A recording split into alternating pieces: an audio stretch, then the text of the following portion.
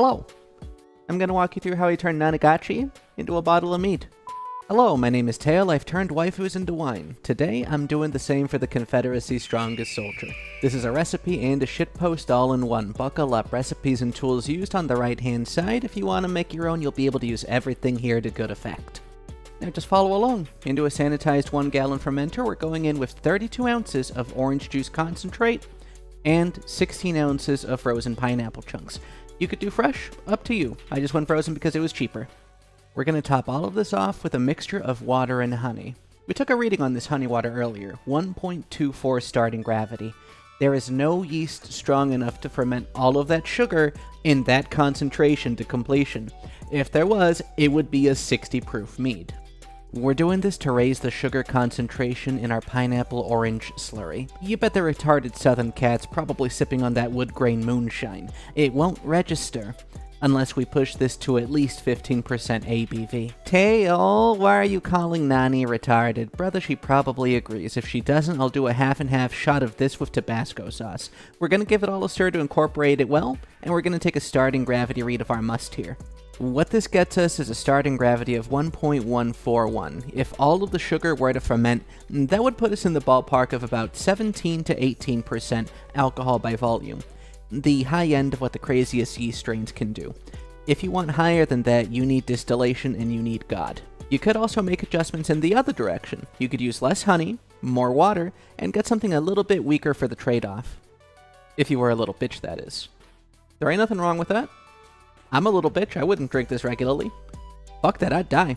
To follow though, now that our must is prepared, we need to hit it with yeast. And this is where I pre-game things a little bit. In advance of all of this, what I like to do is pre-activate my yeast slurry. In the squeeze bottle you see me handling is a mixture of the same water-honey solution from earlier. To that we added 1/4 of a teaspoon of pectic enzyme for clarity, and then the yeast itself is a K1V1116 Lulven brand. It has a high alcohol tolerance, it'll serve us just fine. You're going to seal it tight and hit it with an airlock. Now is the time to let the yeast do its thing, let the magic happen. If all is good though, then the next day you're going to start seeing activity. Bubbles. The airlock's going to be going off regularly. In my case, it was a very active ferment.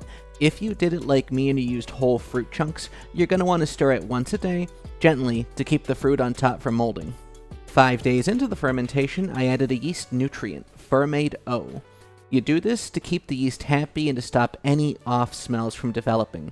With any mead, any wine, if you don't take care to do something like that, there's a very real chance you're going to have some very off smells. I'm talking vomit.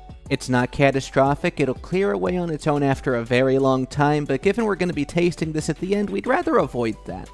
11 days in and you see 3 layers from top to bottom, yeast, then the mead, and then the pineapple chunks topping them off. When it's looking this separated and the bubbles have stopped, odds are you're at the end of your primary fermentation. I took a final gravity reading, 1.002. Trace amounts of sugar left, you plug that into a calculator, we get just shy of 16% alcohol by volume. You always take a final gravity reading just to be safe. If you're not careful, you could get a situation where there's actually sugar left, a lot of sugar, even if it's not bubbling, and you risk the fermentation starting all over again in the bottle. That's how you get an explosion. You don't want a glass explosion. This marks the start of secondary fermentation. Again, 11 days in, we used a siphoning wand to separate the young mead off the big old yeast cake and away from the fruit into a new, sanitized container. Realistically, you could drink this right now, it will be harsh. Like with any wine, mead needs to age to shine. So it's going to spend a long time just sitting in there. This is secondary fermentation. The name is a bit of a misnomer. Very little fermentation actually happens here, as there should be little to no sugar left to ferment.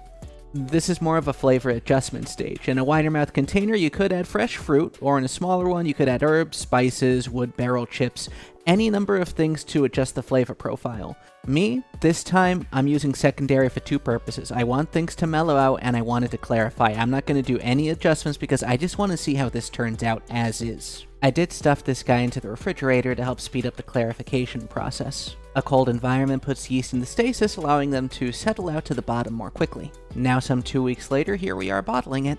At this point, congratulations brother, you've made mead. Proper storage demands a dark place laid sideways so the cork can hydrate, stay swollen, and maintain a proper seal. If you've seen any of my other content though, you know we're not done quite yet. Every bottle at Tayle Winery and shitposting gets a wax seal tailor-made to the subject. Nani Blue. Nani get blue wax seal because Nani Blue.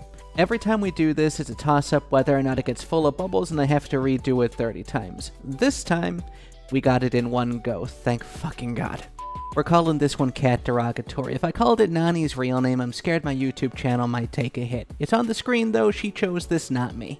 Today's collab partner is Rena Luxper. If these two had a real collab, I do not know who would stunlock who harder, but I would be there to watch it 100%. Every label is a trace. I'm not a real artist, I wish I was. Still, it is colored in by hand. A vinyl sticker is applied over it, it's cut out carefully.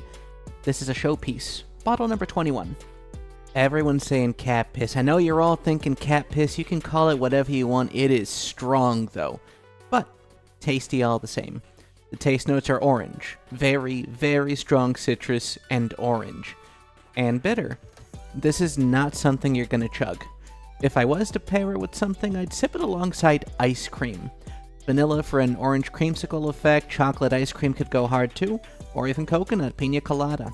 A palate cleanser between bites, and I think the rich creaminess would play well here. Nani, if you see this, I hope you enjoyed the video. My name is Tayle, I turn your waifus into wine. If you like this, please like and subscribe and catch my streams every weekend. Nani's channel's in the video description, please check her out, she'll give you brain damage. Thank you all so much for watching. Roll the clip. Hello, Nani, please say something racist against hamsters. Thank you, what should I say? What can I say is racist against hamsters? Like all hamsters? Or a particular color of hamster? All hamsters are fat? That's actually true, they are all fat. I was gonna say, I can say like fat-phobic stuff to hamsters, but like we would just hate hamsters. What would be a slur for a hamster? Hammy? Hammy? This flat southern woman can save me. Hamper? Hampa? What's up, my hampa? Yeah, that's what I thought too. What's up, my hampa?